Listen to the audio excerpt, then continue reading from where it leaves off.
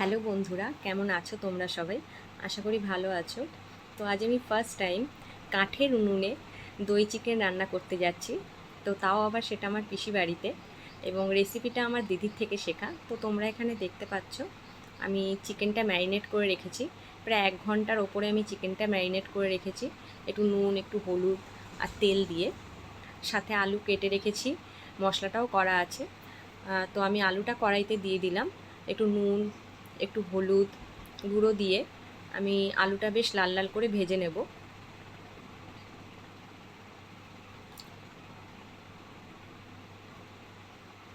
আলুটা বেশ কিছুক্ষণ টাইম নিয়ে লাল লাল করে ভাজতে হবে, যাতে মোটামুটি 50% 60% ওটা আলুটা সেদ্ধ হয়ে যায়। তো আলুটা লাল লাল করে ভাজা হয়ে যাওয়ার পরে আমি আলুটা তুলে নিচ্ছি।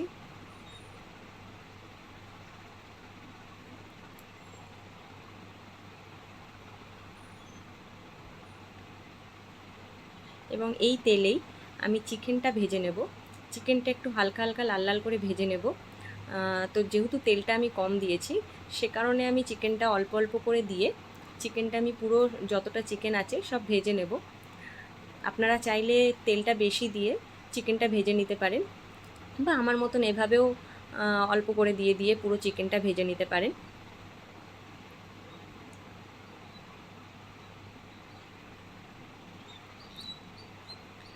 তো আমি আরও একবার আপনাদের দেখিয়ে দিলাম, চিকেনটা অল্প করে দিয়ে আমি আবার সেটা আমি ভেজে নিচ্ছি।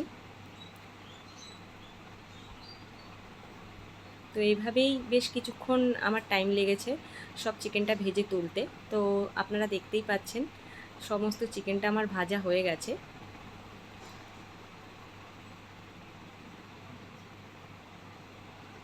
এবার এই তেলেই আমি একটু জিরে, গোটা এলাচ, শুকনো লঙ্কা, তেজপাতা সমস্ত কিছু একটু হালকা করে ভেজে তার মধ্যে পেঁয়াজ কুচি এবং বেটে রাখা আদা, পেঁয়াজ, রসুন, পেঁয়াজটা হালকা যখন লাল লাল করে ভাজা হয়ে যাবে তখন আমি ওর মধ্যে বেটে রাখা আদা, পেঁয়াজ, রসুন আমি দিয়ে দেবো। তো আমি যেহেতু ঝালটা কম খাই, তো সে কারণে ঝালটা একটু মানে একদমই কম দিয়েছি।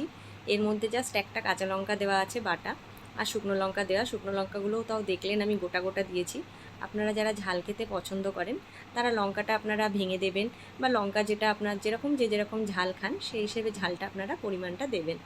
তো আমি মশলাটা একটু কষিয়ে নিলাম, মশলার বাটিটা ধুয়ে একটু জলও দিয়ে দিয়েছি, মশলাটা লেগে যাচ্ছিলো।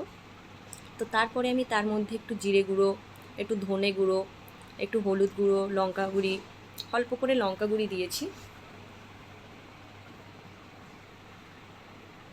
হলুদ গুঁড়ো। যে হলুদটাও কম দিয়েছি যে কারণে আলুতে দেওয়া রয়েছে, মাংসে দেওয়া রয়েছে, তো হলুদটা লবণটা একটু কমই দেব। সাথে একটু চিনি দিয়েছি, আর এটা আমি ভালো করে কষিয়ে নেব।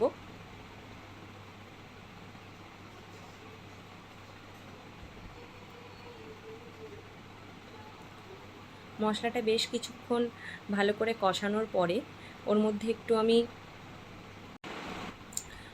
জল দিয়ে দিয়েছিলাম, কারণ মশলাটা লেগে যাচ্ছিলো। তারপরে আমি একটু কাশ্মীরি লঙ্কার গুঁড়ো দিয়ে দিয়েছি কালারটা আসার জন্যে।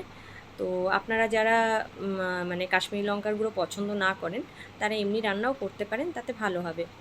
তারপরে আমি একটু ফেটিয়ে রাখা দই, সেই দইটা আমি মশলার মধ্যে দিয়ে দিয়েছি যখন মশলাটা তেল ছেড়ে দিয়েছে। তো আপনারা দেখতেই পাচ্ছেন মশলাটা যথেষ্ট পরিমাণে তেল ছেড়ে দিয়েছিল, এবং তারপরে আমি দইটা দিয়েছি। মশলাটা ফুটে যাওয়ার পরে আমি আগে থেকে গরম জল করে রেখেছিলাম, সেই জলটা অল্প একটু দিয়ে দিলাম, যেহেতু কড়াইতে লেগে যাচ্ছিল মশলাটা। তো এভাবেই কিছুক্ষণ অনেকক্ষণ ধরে মশলাটা কষানোর পরে আমি ওর মধ্যে একটু চিকেন মশলা দিয়ে দিয়েছিলাম,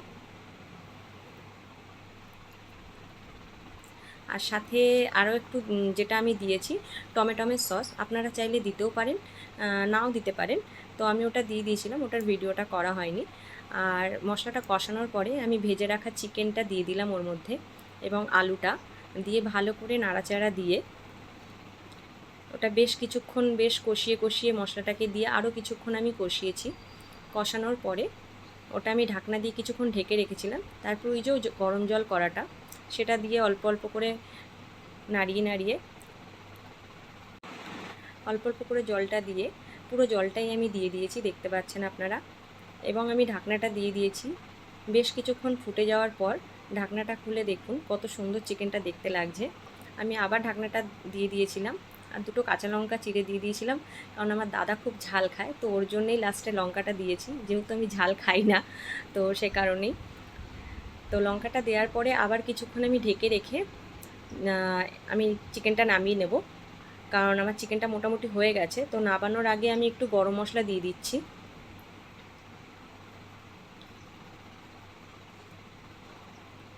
গরম মশলা দিয়ে আমি চিকেনটা নামিয়ে নিয়েছি, দেখুন।